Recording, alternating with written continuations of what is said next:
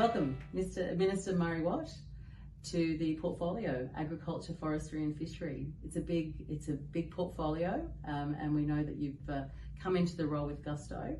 Unfortunately, you haven't been able to be with us at the Seafood Directions Conference in Brisbane that's been held now, but we wanted to give you an opportunity to introduce yourself to the industry and talk to us about how you see the seafood industry and its future. For sure. Thanks very much, Veronica. I really appreciate you lining this up for me, even though we are filming it in Brisbane. Unfortunately, I'm not able to be with you today.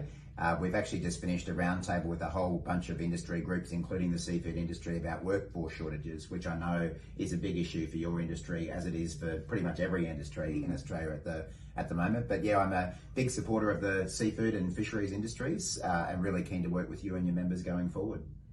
Thank you. So we had some wonderful election commitments from the Albanese government coming into power. I wonder if you could talk to us about your interest in country of origin labelling specifically. Yeah, that obviously was one of the commitments that we made heading into the election, to make that a mandatory requirement for food and service industries. And you might remember the first time we met through another industry roundtable shortly after I was appointed. I made the point that I was actually a bit surprised that this hadn't happened already. In a previous life, I'd worked in the Queensland State Government as the Assistant Minister for Health.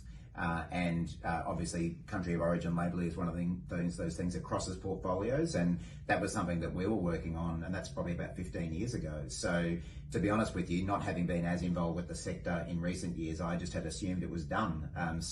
But we are going to take action on that front, and I know it's something that's really important to the industry. And I think it's important to consumers as well, because people do want to know where their food is coming from these days, whether it be beef or lamb or fish or other seafood. And I think that's a really important commitment that we're looking forward to implementing. Fantastic. And we also acknowledge and welcome the commitment to the national rollout of the Stay Afloat program, which is mental health. The health of our people in our industry is super important. Yeah, that's right. I mean, I know from many people working in the commercial fishing industry who I've spoken to, I know that mental health is a serious issue. I mean, it's something that happens to many of us in the community, regardless of where we come from. But I think the isolation that commercial fisher people can sometimes face can exacerbate those kind of issues, and that's why we're getting behind that program and looking forward to rolling it out with you. Fantastic. And your commitment to marine parks and maintaining the current network. The Australian seafood industry has a commitment to being stewards of the ocean, and we welcome working with marine parks that are based on risk assessment and the requirement for them. So we do welcome the commitment to maintaining the current network of marine parks and really looking at how they are performing before we look at any expansion. Yeah, I mean, I think obviously our government has a very strong conservation agenda. You know, we're taking a lot of action on climate change and sustainability in general, and our marine parks are an important part of that. We do intend to proceed on the basis of evidence. We're all about evidence-based policy making, and we recognise that these kind of things do have impacts on communities and industries, and we need to take that into account. But I've been really encouraged by the feedback I've had from the industry to date, that industry participants really take these issues seriously as well.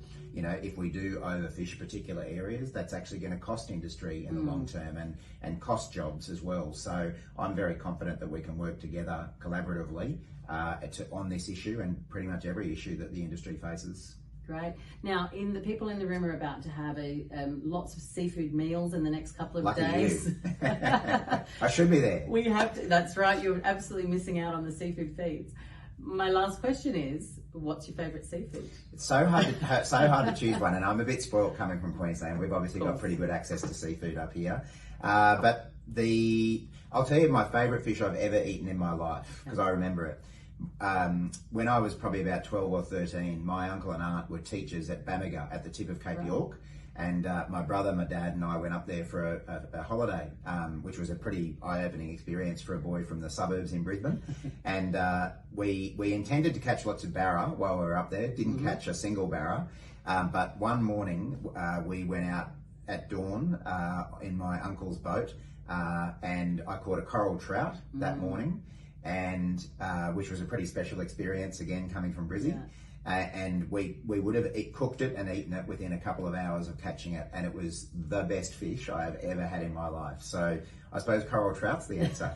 Okay, well that's a pretty special story. It was. And we thank you for your time. We will miss you at the conference, but we look forward to working with you as an industry and as Seafood Industry Australia. So congratulations on the role, and we very much look forward to working with you. Thanks, Veronica. Me too. Enjoy the conference.